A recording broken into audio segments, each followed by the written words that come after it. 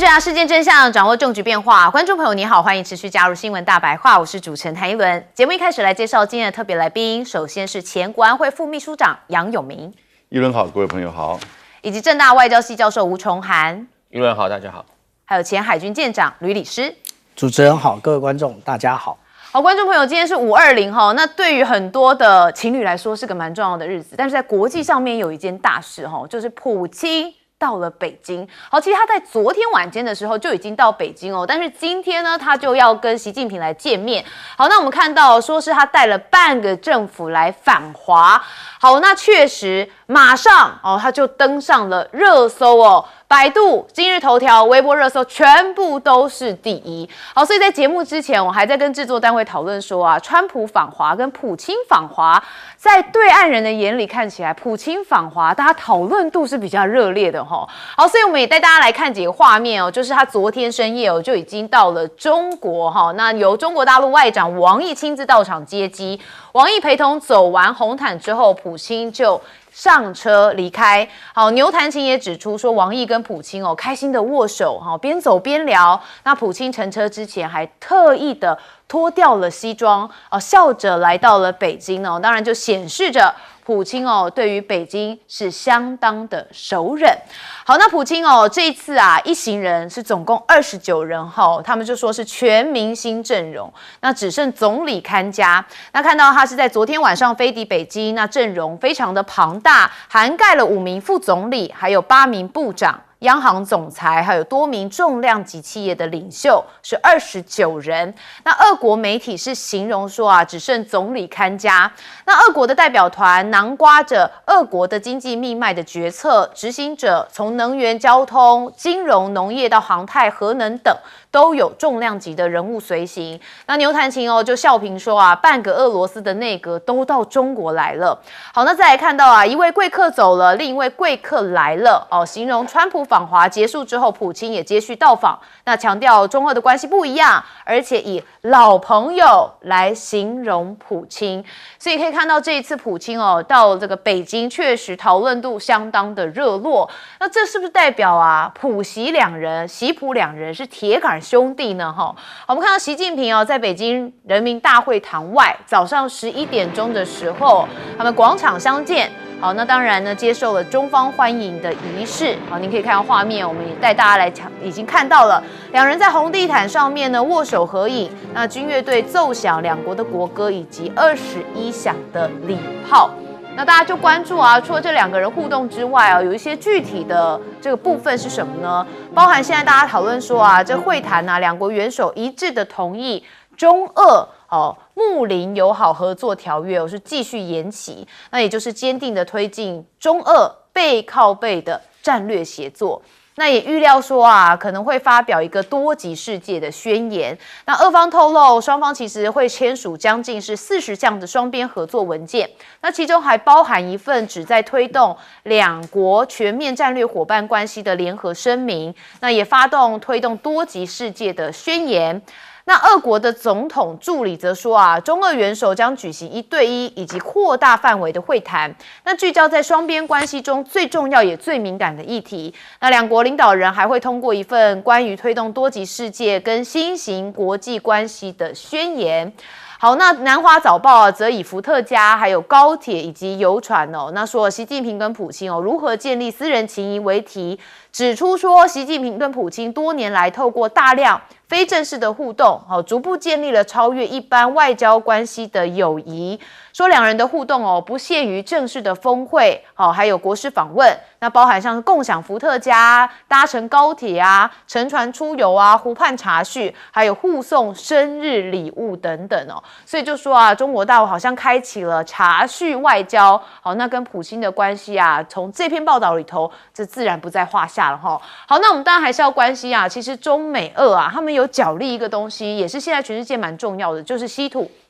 俄罗斯现在不满美欧插手中亚，很担心西方的势力会垄断稀土资源来威胁边境安全。这是俄国的外交部副部长有特别说明，他们对于美欧积极的布局中亚稀土资源的高度关切。西方国家试图借由掌控关键矿产，把俄国排挤出中亚地区，而且在俄国边境建立由西方主导的基础设施。那2025年我们看到这个画面是川普会晤中亚5国的领袖。那他是因为曾经在白宫接见这5位领袖，强调关键的矿产是优先要务，而且致力于透过新的全球协议来扩大，确保美国的供应链安全。好，我们也知道美国因为中国大陆找到了稀土这块王牌之后，美国一直想突飞猛进但是呢，看起来这个状况没有那么好。但是中国这边还是有在找一些稀土资源。他们说现在有一个重大突破，也就是在中国的北方地区发现一种新的解离型稀土矿。不仅富含着轻稀土跟重土元素，他们的开采方式还更加高效，成本更低，也更有利于环境。好，所以我们就来看到美国的财长贝森特他就讲说，川普政府其实并不急于延长跟这个11月到期对中国关税以及关键矿产休战的协议。好，他说因为双方仍有时间在今年稍晚会面再来续签休战的协议，做了一个预告。好，但是法媒深度来解析说中国大陆的电池到 AI 其实真的是全面领先，还包含核能电动车，已经实现了对西方的全面超越。好，不仅是经济现象，好，更是地缘政治跟产业结后的一个深刻变革。好，所以中国大陆已经不再是过去的中国大陆，不管是在政治还是各方面的产业发展很多这个外媒看了都有一点傻眼好，我们来看到普京。好，因为这次访华非常的热络，讨论度也非常高。好，我们先问永明教授怎么看？这是俄罗斯的总统普京第25次访问中国大陆，然后也是第40次在中国大陆跟国际的各种场合跟习近平见面，40次我们两个大概还没有见面40次了，所以其实你可以看到他们两国的关系非常密切，而且是越来越密切。大概我们如果照一般美国跟其他国家的关系而言的话，大概就少一个那个军事同盟条约吧。但实际上，他们从2001年签署的睦邻合作条约，然后呢，之后把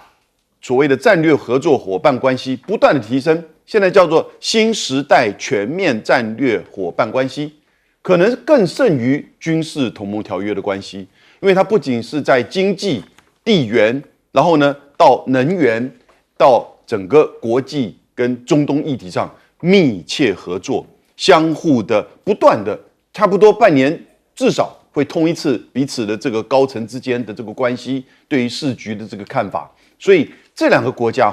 在进入到21世纪的时候是大国之中的结合的一个很重要的典范。那对两个国家各自的对外政策、能源政策、地缘，然后到经济都有很大的帮助。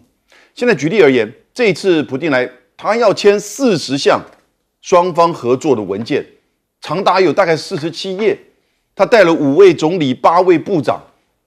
然后呢，他现在要跟中国大陆谈，就是一个天然气管线，叫西伯利亚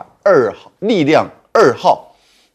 什么呢？这从西伯利亚穿过蒙古国进入到中国大陆的，就是天然气管线。过去的西伯利亚力量，就这个 Power of Siberia， 是经过就是到东北这边进入到中国大陆。这也是它直接穿越蒙古，那大概长达会有3600公里。如果做好之后呢，会每年提供天然气大概500亿立方米到中国大陆来。这个对中国大陆而言，就等于是能源分散的一个最重要的一条管线。因为各位知道，当美国打伊朗这个战争发生之后，伊朗出口的原油80%以上是往中国大陆，那这个现在受到影响。虽然中国大陆其实在石化能源上面其实已经分散，不是在它的发电比例跟别的国家比起来并不是那么高，而且它的进口的原油呢，也不是只是从中东或者伊朗来，因此这个事件对中国的能源影响并没有像我们其他亚洲各国影响这么大。但是在这个2月28号发生伊朗战争到现在第一季度那个俄罗斯运往中国大陆的原油已经增加35%，所以这个情况你就看到两国之间的这种相互的这种双边的贸易、地缘跟能源呢，是真正彼此之间就是说生命的命脉的这种连结。那还另外很重要，这次普丁来说，他其实在去年年底先是法国，然后英国，那上礼拜美国，那现在呢，隔了4天之后，普京来。各位这是什么？联合国安全理事会另外4个常任理事国家元首先后都到中国来，在短短的几个月之内，尤其是美俄这样子一个背靠背，所以呢，你就看到这些地缘政治跟国际的议题慢慢的开始在这个移转，过去都是到华盛顿，现在到北京，这个意义就有很大的意涵。而俄罗斯最后来，也就是对于北京所主导的，不管是国际的到伊朗的中东议题，给予这种支持。所以现在你看到中俄之间的这个关系对中国大陆而言其实是它在大国政治当中一个很重要的支柱。当然，对俄罗斯普丁而言，也是它的经济以及在整个对俄乌战争当中呢一个很重要来自于东方大国的支持。好，你可以看到国际政治跟这样仔细的讲解下来，我就会发现跟过去真的是有点不一样好，崇涵教授怎么看？普京跟习见面真的很多啦。我们刚才讲这个过去有25次，刚才杨老师讲25次是。他其实在疫情后，除了2020年跟2021年没有来，对，普京访问中国了，访问中国25次嘛他除了2020跟2021没有访问中国之外，还有2025是因为习近平去了访问了那个俄罗斯，然后看了大阅兵，所以那一年5月刚好是大阅兵，那个普京没有来中国之外，每一年都到中国，每一年都到中国，代表说他很重视这个中国这个市场，而且像2024年访问中国的时候，特别去了哈尔滨，因为大部分他都去北京，可是2024年他访问中国的那一次，他特别去了哈尔滨，参观了哈工大，因为哈工大我们知道是以前苏联盖的学校，那哈尔滨也是一个工业重镇，抱歉。那这一次他们来特别重申一个我们刚才讲的，在2001年签的中俄睦邻友好条约那这个是2001年是那时候江泽民跟普京签的，你看普京都签了中俄睦邻友好条约，2001签了，现在换了习近平了，中国都换了几个领导人了，俄国还是他所以他代表说他很了解这个中俄睦邻友好条约25周年主要在谈的。那这中俄睦邻友好条约最主要是包括，比方说不结盟，他们不是一个军事结盟，然后不针对第三方，他们讲我们这个条约不针对第三方任何一个国家，特别是他们对于领土，他们觉得两国之间不要再存在领土的纠纷，因为我们知道中俄在过去历史上有一些领土的纠纷，比方说珍宝岛但是他们在91年、94年陆续就这个东段跟西段的领土慢慢达成共识之后。这个中俄睦邻友好条约就是要认为，就是我们是好邻居good neighbor， 不要在领土上有任何的纷扰。我觉得这个条约有它的实质在这个领土上的意义所在。当然，刚才我们谈到说，中俄之间的这个经贸交流也是非常的紧密跟往来包括在这个天然气跟石油方面，特别在乌俄战争之后爆发之后，许多国家在制裁俄罗斯，但是俄罗斯找到了新的这个市场。我们知道在过去这一年俄罗斯出口到中国的石油已经超过中东了，所以第一名是中国大陆俄罗斯出口到中国大陆是第一名。那当然在这个天然气部分增长了8%，金额上面天然气增长8%，这两边都是非常重要的两边的经贸合作我觉得这一次普京来这边，他是要强化这个两边的合作关系之外，我觉得对于这个地缘政治上这两个所谓的强人上面他们的共识跟他们讨论我觉得是一个接下来我们要非常注意要看的，特别是我们刚才提到这个两边的这个结盟关系他们这个叫做新时代战略协作伙伴关系，这个也是非常有特色的新时代战略协作伙伴关系，我们知道说，其实中国常讲他们叫不结盟不当头，在这个从邓小平时代，他们觉得不结盟不当头是非常重要的，因为结盟可能会让战争爆发。所以他们签了许多这个所谓合作伙伴或者战略协作伙伴。那其实这个俄国跟中国这个所谓新时代战略协作伙伴是所有协作伙伴里面最高层的，他们包含了各个方面的一种合作，从经贸啦、科技啦、地缘各种合作，都比其他的所谓的合作伙伴都还来得高。好，那舰长怎么看？刚刚吴老师特别讲了有关于这一个战略伙伴的关系啊。那其实呢，我们刚刚无论是从杨老师或者是吴老师，我们都知道那个中俄其实是叫做新时代全面战略协作伙伴关系，但是对比刚刚离开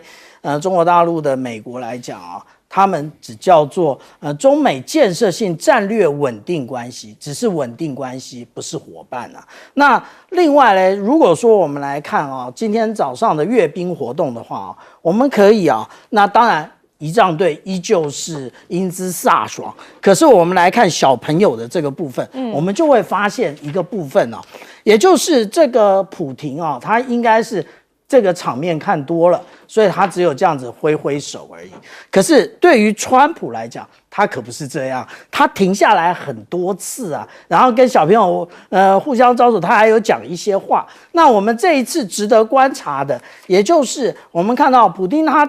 停在，就是他在造访这个中国大陆的时间很短啊，他会不会又像之前一样，到了这一个晋谷这个地方？那对比晋谷有另外一个，也就是这一次跟川普一起合照的这一个春藕斋的部分，这都是同一个地方啊。那其实我们刚刚讲到的这个地方呢，也就是中南海。中南海其他国家的元首应该是没去过，其实中南海是一个简称，其实它是中海跟南海。那我们刚刚讲到的晋谷在这个位置，然后春藕斋在这个位置，也就是他们非常相近，所以他们进去的时候是从新华门这里进去。那我们讲到说，是不是能够进到这一个办公的核心啊，才是真正的友谊关系的一个展现。那但是呢，其实今天阅兵有另外一个部分可以观察的，那也就是我们刚刚观众有留言特别提到的啊，也就是我们可以看到普亭他的这个腿脚啊不太利索。为什么这么说呢？因为我这一个部分我也有观察到，也就是当习近平主席在前面走很快的时候，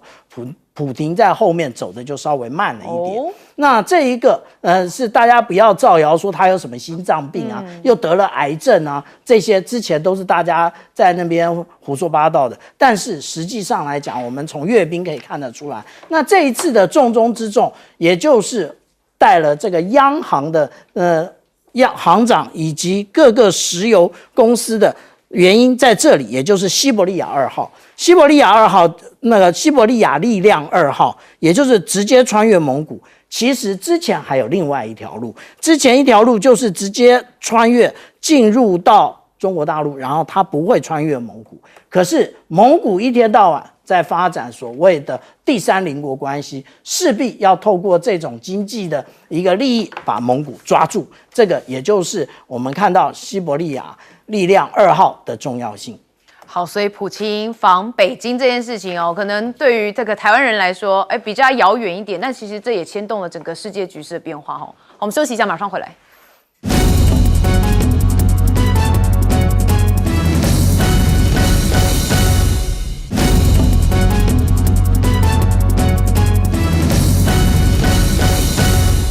好，当然这次普京访华很多人说他是算准时间的。好，那当然一方面是因为川普才刚离开了北京普京马上就来了，所以大家就有这个讨论书这到底是什么样子的算盘？好，不过我们先看到中国称有关习近平表示普京会后悔入侵的报道，说是完全凭空捏造的。好，那也就是俄罗斯领导人抵达北京的时候，中国就否认了说习近平有告诉川普这个普京可能会后悔入侵乌克兰的说法。好，中国大陆的外交部发言人郭家坤就说您提到的资讯跟事实不符，这完全是凭空捏造的。好，但确实这个时机点颇耐人寻味的，也就是川普前脚刚走，普京后脚就到。所以 CNN 的报道认为啊，这是习近平中俄轴心在挑战美国主导世界秩序的一种说法。好，你看到习近平短短1周之内有2位世界的领袖都到了。中国显然想利用川普对伊朗的战争，借机将中国塑造成一个负责任而且可替代的全球领导者。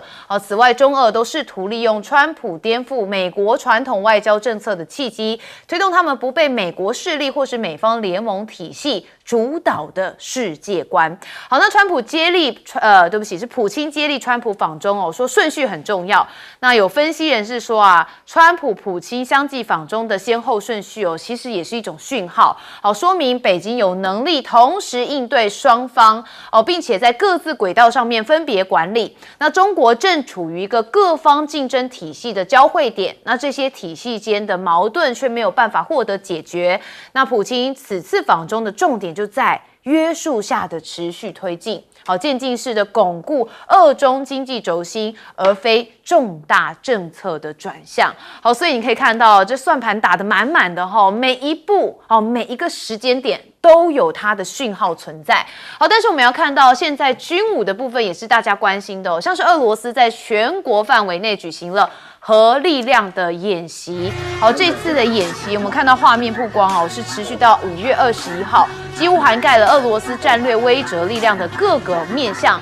战略飞弹部队、远程轰炸机，还有主要海军舰队以及地区军事指挥部。好，说有超过200个飞弹发射装置，140架飞机，73艘的军舰，还有13艘的潜舰都参与了演习。好，那普京呢访陆动作频频，也有人说啊，俄罗斯宣布展开核武演习，6.5万的兵力规模。好，法新社说啊，在乌克兰加强无人机攻势的时候，普京又出访北京。好，这些时间点啊，其实俄罗斯军方在19号的时候展开了为期3天的核武演习，那动员了全国6.5万的人兵力来进行参与。好，那普京说习近平是亲爱的朋友。好，那中俄的关系说是升温。新华社的报道说，普京在访问前发表了一份影片，当中就有说，双边关系正处于一个真正前所未有的水平，而且两国关系在全球舞台上面发挥着重要的作用，就有说啊，这是剑指全球的局势发展好，那我们再看到的就是日韩菲。好，因为在亚洲的这部分啊，第一岛链的这些美国盟友当然也会被关注尤其日韩菲现在到底是不是成为了川普的马前卒呢？先看到美国批准了南韩军售强化印太安保。那出口的呢是24架 MH-60R 的海鹰舰载多用途直升机，还有相关的武器及装备，说总金额大概是30亿美元，就是958亿新台币左右。好，韩联社则报道说啊，这个举动会强化南韩海军多用途直升机的能力，那提供可信赖的战力以及威吓的部分，那也提升他们当前面对的威胁能力。那菲律宾啊，则是因为小马可仕重申台海冲突，菲律宾肯定躲不掉。好，他是在5月18号接受日媒的访问说啊，台海冲突，菲律宾因为地缘的位置太近而且还有大约20万的非国国民在台湾，所以可能会身不由己的被卷入。好，那他讲到这个之后呢，也看到他预计在下周要到日本讨论安全合作。好，也他说啊，由于两国都面临了中国的海上胁迫，希望能在访日的行程当中了解东京愿意出手到什么程度。好，但是小马可仕的这个专访让中方跳脚了我们看到呢，中国大陆外交部发言人说啊，他注意到了菲方领导人重申奉行一个中国政策，不干涉中国内政。好，但是你又讲到了台湾的议题虽然你们侨民众多，地理邻近，但不是一国干涉他国内政、染指他国主权事务的借口，所以希望菲方履行承诺，言行一致，以实际的行动来恪守一个中国的原则。好，所以你可以看到整个局势的发展确实蛮特别的。好，尤其呢，这个很多分析在讨论说啊，普京的时间点到这个北京的时间点是算过的。好，我们问永明教授怎么看？其实大陆在这个春季外交，太多国际的元首到北京去了，只不过是刚好川普跟普京先后相隔的4天。我刚刚说在之前，法国的马克宏英国的首相也都来到了就是中国大陆。那 CNN 这个就是西方媒体的一种认知战，而且他们真的不愿意去了解现在的中国的发展的状况，也不愿意去认识现在中美在各项权力之间的这种差距，以及过去这几年权力移转的现象跟事实。他还是停留在过去那种外交词汇，或者是美国霸权的那种用语，就是说，中俄是轴心，你还是在第一次大战还是第二次大战呢？然后呢，去挑战美国的主导的世界秩序。对不起，现在的世界秩序是被美国严重破坏的，从关税，然后呢到国际组织，然后你现在看，从加沙战争的大屠杀，以色列用的都是美国的炸弹啊。美国的政治人物还在那个炸弹上面写 "Go for it"， 把他们干掉，把谁干掉？7万多个加沙的巴勒斯坦人，50%是妇女跟就是年轻人、小孩、儿童。然后呢，打伊朗，造成整个中东秩序的破坏，以及现在荷姆兹海峡因为伊朗被打了，它封锁全球能源的现在面临到的问题。所以谁在破坏国际秩序？因为看到美国这样子破坏国际秩序，所以各国没有办法直接去跟美国去对呛，只好到中国来寻求中国的比较可预测、稳定，能够跟美国去谈。所以普丁就这个习近平就跟川普讲：“你来，我们好好谈。我不是要取代你，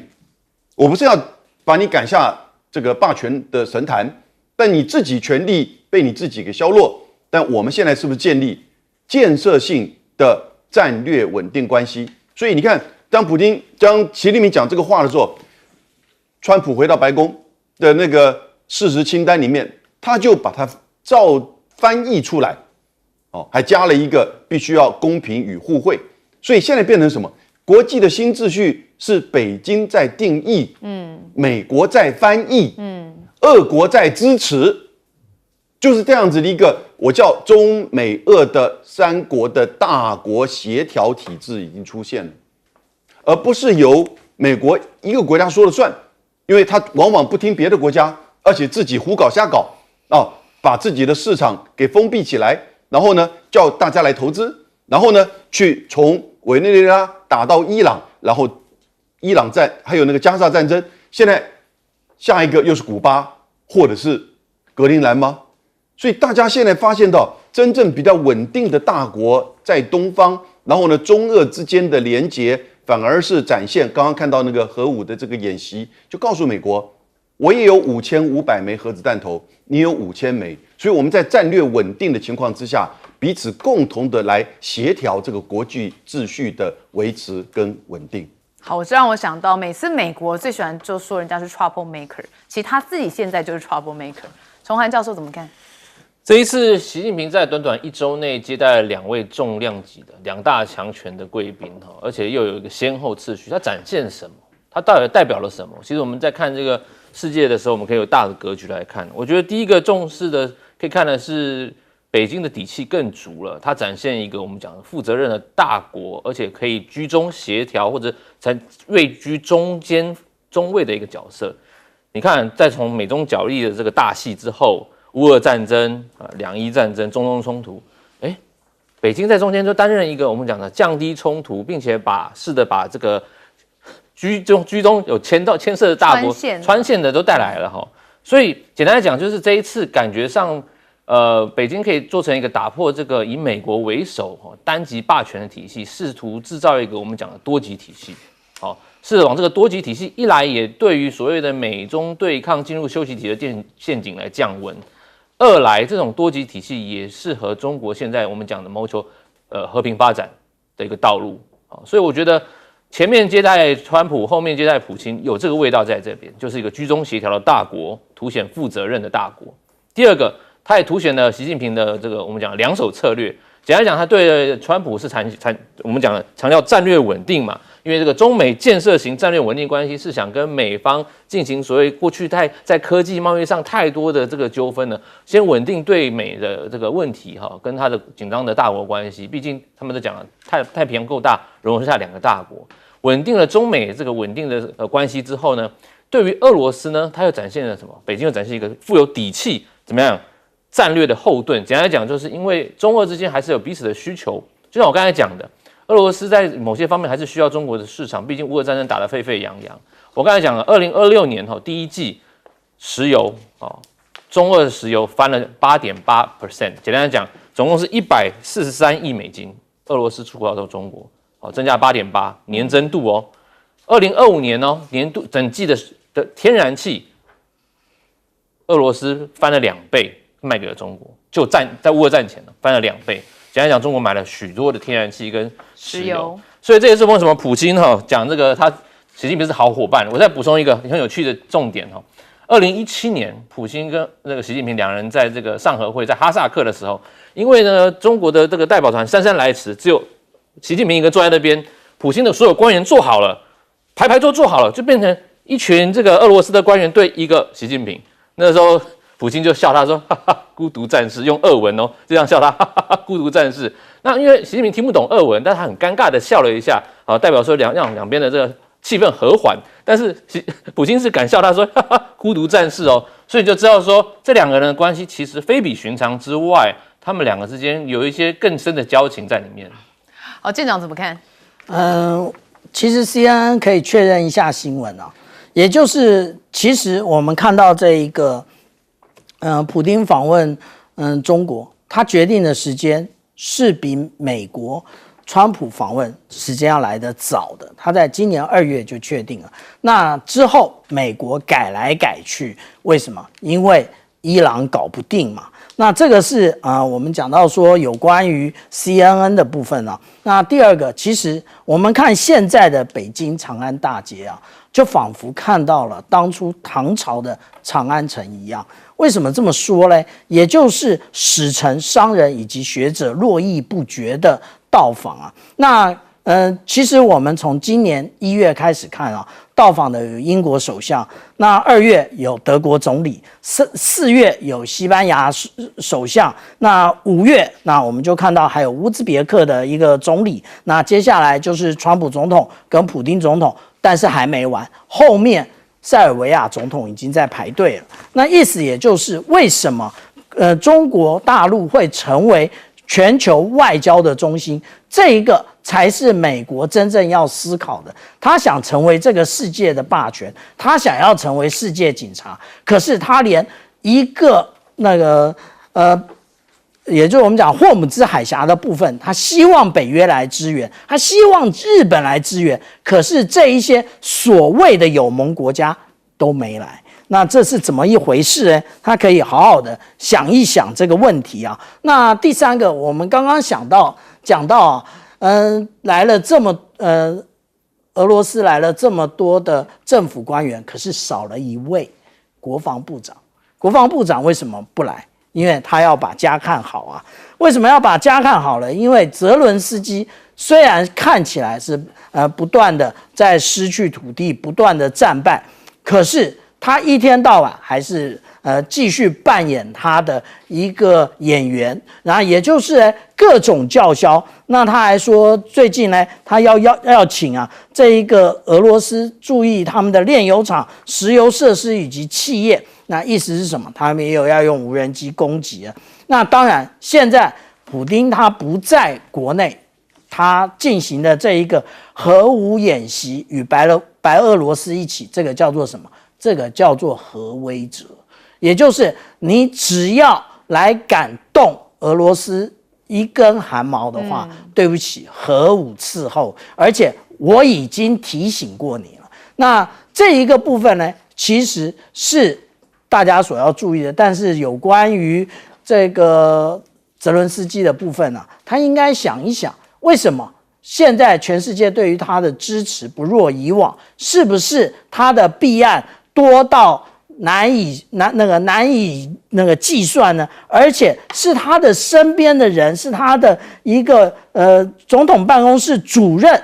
直接提出来的，而且对应现在的很多的世界局势是相符的。那如果他利用战争贪腐，他真是对不起乌克兰的老百姓。好，那也因为俄罗斯的总统普京到了北京之后，我们当然有一些延伸的讯息讨论到了乌俄战争哦，但是现在大家还是最关心伊朗的部分。我们休息一下，回来继续讨论。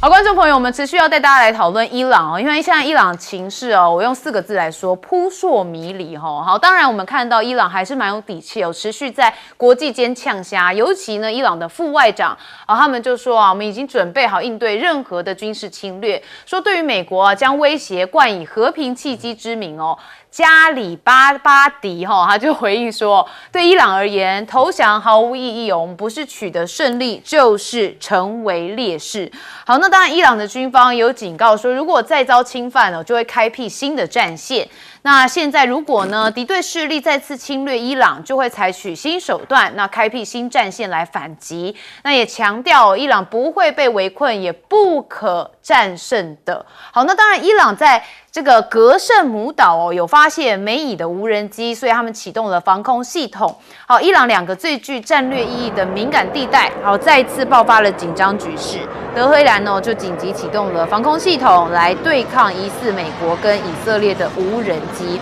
好，格胜姆岛呢，其实是波斯湾最大面积的岛。如果你有看过说它那个新航线的话，你就发现这个格胜姆岛在这边伊朗在这边，它就是透过这个地方要大家往这边走所以它也是收通行费的一个二侯啦，一个扼控的要点。好，那当然现在呢，川普放完话之后好像变成他口之后就不见了吗？因为他本来不是说要开炸伊朗结果突然又说不炸了他们有人内幕说，其实只差1个小时那川普突喊卡，原因是什么呢？说原本距离下令19号打击伊朗的前1个小时是决定暂缓了行动。不然现阶段这个行动早就已经发动了。好，川普说这句话，我们来听听他怎么讲。How close were you to striking Iran? I was an hour away. We were all set to go. You're talking about yesterday. Yes. We were going to be striking it would have been happening right now. Yeah, it was all done. The boats, the ships are all loaded. They're loaded to the brim. And we were all set to start. 好，神也是鬼，神也是你，鬼也是你那当然，美国参议院推进了议案来限制川普战争的权利，有部分的共和党议员是倒戈的。好，美国参议院呢，这个决议有限制嘛但是呢，他们发现战争成本会飙破300亿美元所以确实也受到了一些质疑。那到底川普是想停战还是想赚钱呢？因为我们听到他说非常迅速的结束伊朗战事，我们再听听他怎么讲。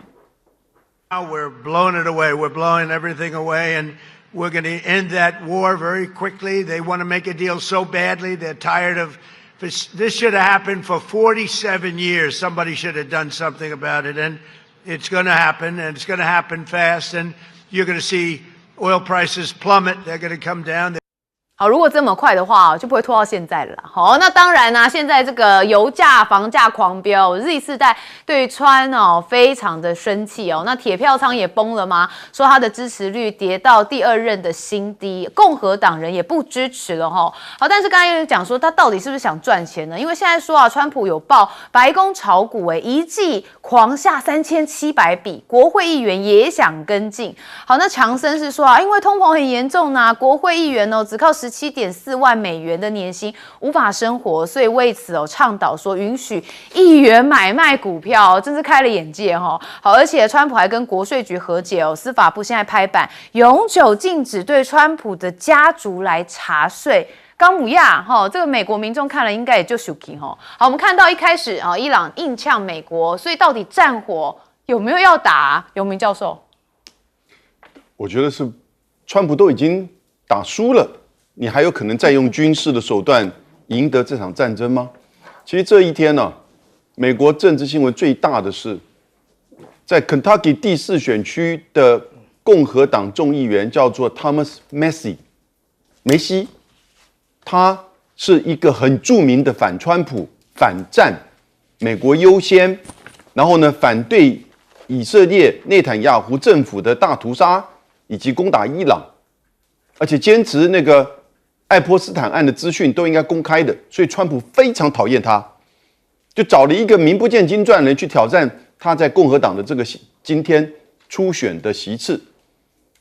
美国的犹太金主募款超过3000万美元去帮助那个名不经传的人，结果这位 Macy 输了。所以美国的政治已经几乎没有救了。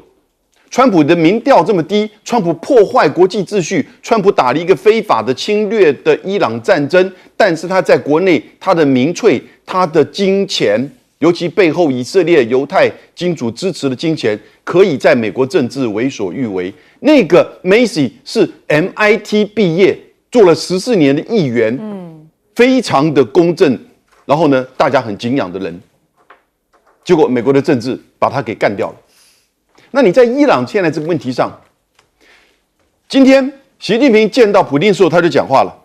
他就说，现在中东的地区正在面临到战和转换的关键节点。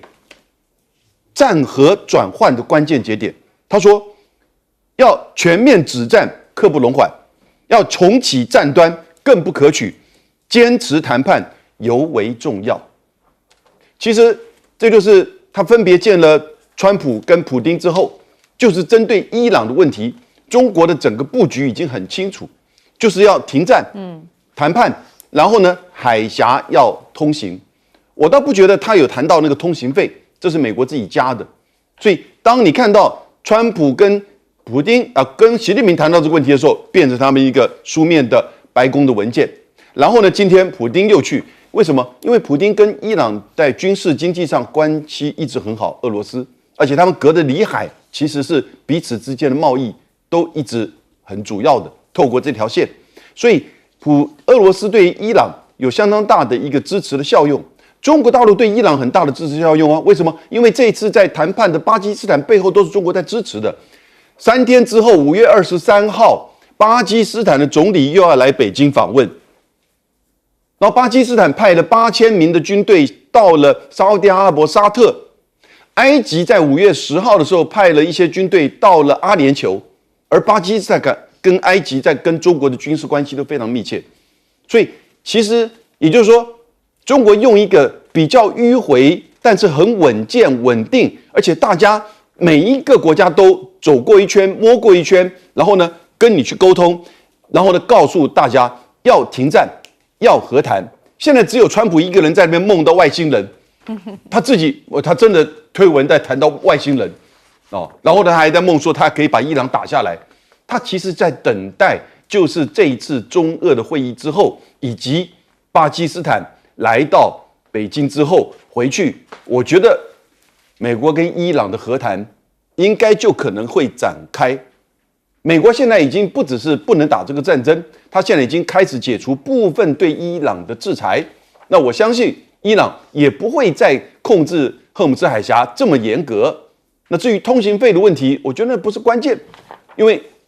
整个国际能源已经不能够再等待了。所以现在这个时间点，可能就接下来剩下1个礼拜到2个礼拜，看看美国、伊朗要怎么走这一局了。对，这一局真的是很难解哈。那当然，我们也看到川普一直不断放话。那刚刚一轮少讲了，还是有最快说22号要重燃战火。那舰长你怎么看？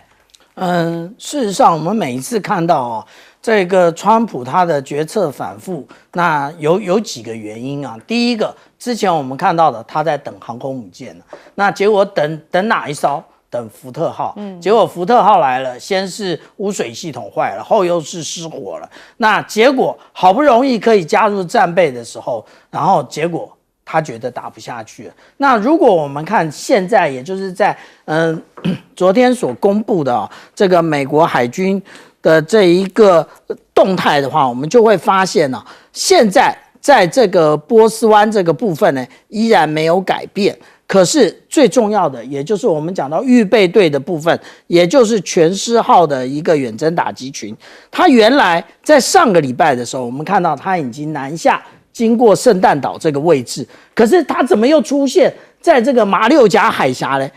它应该是直接的穿越巽达海峡又上来了，那它是要回返吗？还是它要直接的进入我们所看到的这迪利波里号的这一个阿拉伯海的战区呢？这个也或许就是我们看到川普他的一个决策反复的另外一个原因啊。那但是呢，我们这样看啊，他势必啊以这个川普不服输的一个个性，他应该还会再打。为什么这么说呢？因为大家都是这么说的 ，Politico 也是这么说的，看起来像是在输啊。美国在伊朗没有赢得什么，更不要讲啊，说这个米尔斯海默这一个进攻的这一个现实主义的大师，他怎么讲的？他讲你先喊停火，你就输了。你美国应该是打到底呀，你怎么会这样？那至于说炒股的部分呢，其实我们应该要请这一个白宫炒股的这一个部分呢，告诉我们大家到底他们炒的是哪些股票啊？那为什么这么说？里面有没有军工股？因为我们看到的现在川普所提出的，向国会提出的1.45兆美元的一个明年度的国防预算呢，其实是美国史上规模最大、争议最大的一个部分。那是不是川普已经透过这一个国防预算在里面准备炒股了呢？这个其实等到川普卸任之后，我相信他本人或者是他的家属将会常常的跑法院。好，这件事情从他关税战开始，大家就已经发现他是川投顾。好，所以呢，接下来恐怕还会有一番争议哦。崇涵教授怎么看？川普这个下令要1小时开战伊朗我觉得他有点在 bluffing 这个在演戏因为他面临国内国会的一个非常强大的压力。这也是我们这一次发现到参议院这个限制总统的所谓的限制权力限制与战争权利法案，我们简称战争权利法案在参议院被挡下来了。那这个东西我们知道说它是在战争权利法案是1973年设立的，它是让美国总统你虽然可以有战争权，但是你发动战争或特别就军事行动发动之后，你必须要国会要有帮你 endorsement 还有特别授权。如果国会没有宣战或特别授权，你就要停战。那这个大概是60天，60天，然后会有增加30天的紧急撤离，所以大概可以90天了。那这一次从3月2号川普开始轰炸伊朗之后，那60天应该是5月1号，你要获得国会授权。好，那5月1号的时候，川普就是说，我停了，你们授权没有用就不受这个战争权利法案的规范。但是就算他说他不受战争权利法案的规范，但是他国内的参议员开始倒戈，所以在5月19号，战争权利法案在参议院被否决了。好，那否决代表说有共和党的人倒戈啊，因为共和党现在参议院是多数 ，suppose 他们要支持川普这个才对嘛。好，那谁倒戈呢？这个最有名的这个 Rand Paul，Rand Paul 是肯塔基州非常反战，他也早期一直认为美国不应该干涉中东冲突。好，那 Rand Paul 早期他是眼科医生，杜克大学毕业的高材生。那因为你知道肯塔基是红州，然后他又是共和党，但是他就仗他自己的底气，他觉得我可以跟你反，所以他是非常反对川普在这个战争权利法案上面的事情的。另外一个倒戈的是缅因州的，我们讲 Susan Collins。Susan Collins 是谁啊？他1997年就开始就从政了，当了30年的这个缅因州参议员，他是温和派的共和党员。他也认为说我不支持你川普这样子东搞西搞，在伊朗这样东炸西炸，他也倒戈了。再搭配这是路易斯安那州的卡西迪，还有阿拉斯加州这个 Murkowski， 这几位呢，就是这一次让川普在这个战争权利法案在参议院吃瘪的最大的这几个人。当然，在这次法案里面有3个参议员，共和党参议员，他没有去投票，所以川普就开始威胁他们说：来，我要跟你们谈，你们美国要去投票。